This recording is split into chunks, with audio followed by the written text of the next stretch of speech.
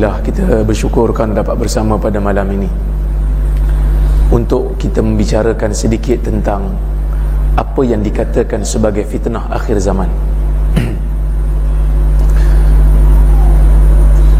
Nabi SAW menyebut dalam sebuah hadis riwayat Abu Dawud dengan sanad yang sahih. Nabi mengatakan,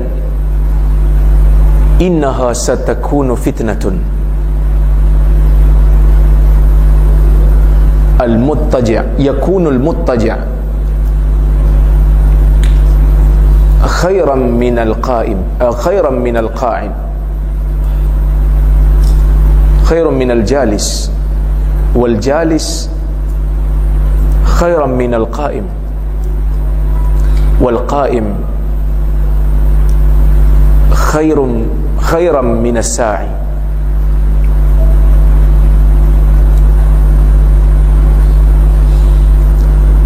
Yang bermaksud sungguh-sungguh akan berlakunya fitnah.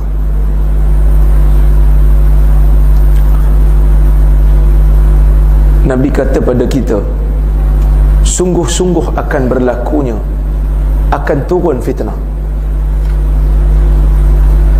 yang mana orang yang baring di zaman fitnah itu lebih baik daripada orang yang duduk. Manakala orang yang duduk lebih baik daripada orang yang berdiri. Yang mana orang yang berdiri lebih baik daripada orang yang berusaha masuk ke dalam fitnah itu.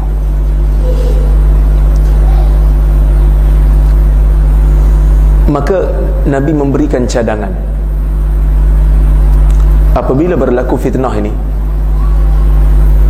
Nabi kata, man kana lahu ibil falyalhaq bi ibili, wa man kana lahu ghanam falyalhaq bi ghanami, wa man kana lahu ard falyalhaq bi ardih. Siapa yang ada unta, maka pergilah ambil unta dia. Sesiapa yang ada kambing, pergilah ambil kambing dia. Siapa yang ada bumi, ada tanah, pergilah ke sana. Dalam riwayat lain menyebut falya'udz bihi, hendaklah dia berlindung di sana ketika berlakunya fitnah. Sahabat tanya kat Nabi, bagaimana kalau tak ada semua tu? Satu orang dia tak ada unta, dia tak ada kambing, dia tak ada tanah nak berlindung, dia nak gimana? Nabi kata, ya'midu ala sayfih fayaduqu ala haddihi bihajar. Hendaklah dia ambil pedang dia, dia pusingkan belah tajam tu ke atas, dan dia ambil batu, dia pecahkan pedang tu dengan, dia pecahkan mata pedang tu dengan batu. Ini hadis berkenaan dengan ancaman Nabi apabila berlakunya fitnah yang pasti akan muncul dalam kehidupan seorang Muslim selepas daripada kewafatan Nabi SAW. Dan saya pun hampir pasti tuan-tuan tak faham apa maksud ni kan.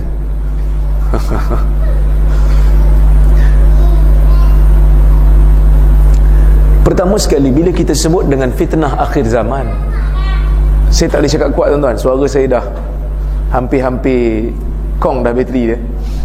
Jadi saya kena cakap slow-slow ni, minta maaf. Biasa saya agak sedikit agresif, tapi hari ni tak boleh, dah habis had.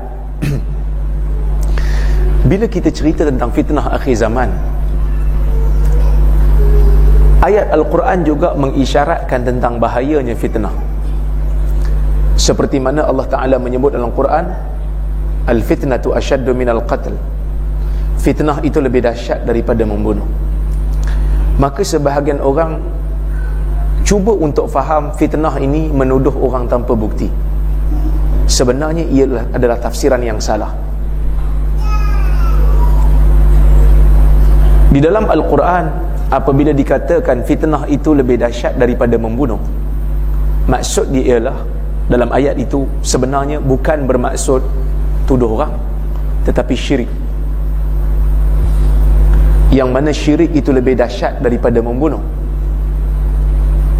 Maka pada ketika itu Allah mengizinkan orang-orang Islam untuk berperang di Masjidil Haram.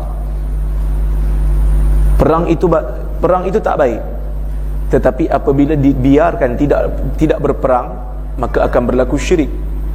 Maka pada ketika itu dibenarkan untuk membuang syirik yang berlaku di Mekah, kerana syirik lebih besar daripada membunuh.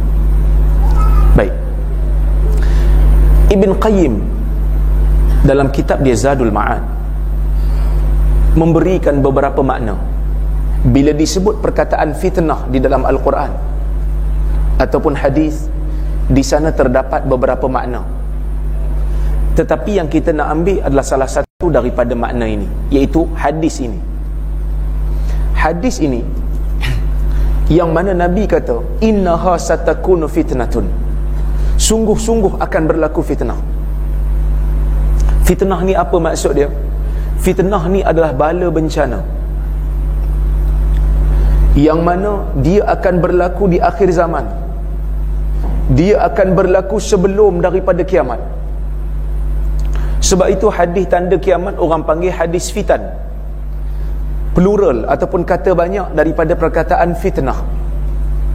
Nabi memberikan ancaman kepada umat dia. Nabi kata sungguh-sungguh akan berlaku fitnah, sungguh-sungguh akan muncul bencana, akan turun bala.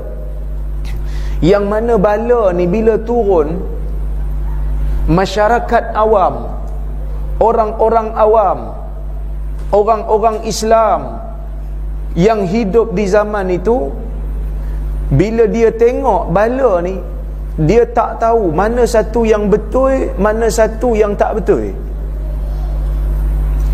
Bala ni bila turun, bencana ni bila turun, ujian ni bila turun, manusia dia jadi pelik dan keliru. Mana satu yang betul ni?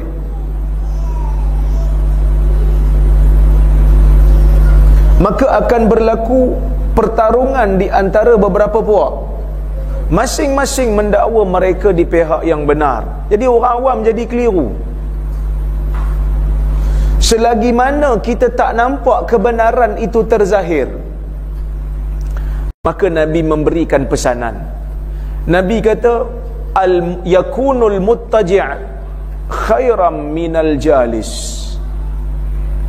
Bila bala bencana tu turun, kita tak pasti mana satu yang betul, mana satu yang salah. Kita keliru.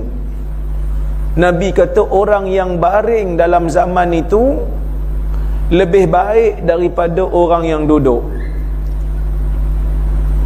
Dan orang yang duduk di zaman itu lebih baik daripada orang yang berdiri.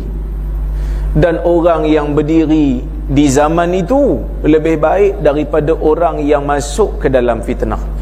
Maksud Nabi nak kata, selagi mana kamu boleh hindarkan diri kamu daripada masuk ke dalam bala bencana itu, kamu kena hindar. Kalau terpaksa baring lebih baik daripada duduk. Kerana baring ni lebih jauh daripada duduk. Sebab duduk mungkin terkena sikit. Dan bila mana berlaku perkara ini, Nabi kata, kamu jangan masuk campur selagi mana tak zahir kepada kamu kebenaran. Dan masa ni berlaku, Nabi pesan dalam satu hadis yang lain. Nabi kata, badiru bil a'malis salihah fa innal fitan qaqita'il lailil mudlim. Bersegeralah kamu dengan amalan-amalan saleh, kerana fitnah yang akan muncul di akhir zaman nanti, dia akan datang seperti sepotong malam yang gelap, yang mana seorang lelaki mungkin paginya beriman dan malamnya kafir, dan malamnya beriman, ada yang malamnya beriman, paginya kafir. Yang mana dia menjual, yabi'u dinahu bi'aradhin minad dunya, dia menjual agamanya dengan habuan dunia. Maka Nabi memberikan sedikit peringatan. Oleh sebab itu, para ulama cuba berbincang tentang fitan. Apa sebab Nabi bagi tahu kita tentang fitan ni? Untuk apa? Pertama, nak membuktikan kebenaran kebenaran dakwaan Nabi dan dia tu adalah Nabi.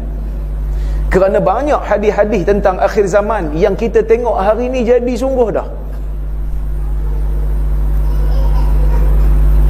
Maka orang yang beriman dia akan tambah beriman. Orang yang kafir dia bila baca hadis ni dia akan kata betul ya. Maknanya Nabi bagi tahu lama dah. Tu nombor satu. Nombor dua, supaya kita ni bersedia. Sebagai orang mukmin, kita kena ada blueprint, kita kena ada plan. Bila mana berlakunya fitan, bila turunnya bala bencana, kerosakan dalam dunia ni, kita kena buat apa? Supaya orang Islam bersedia. Itu nombor dua.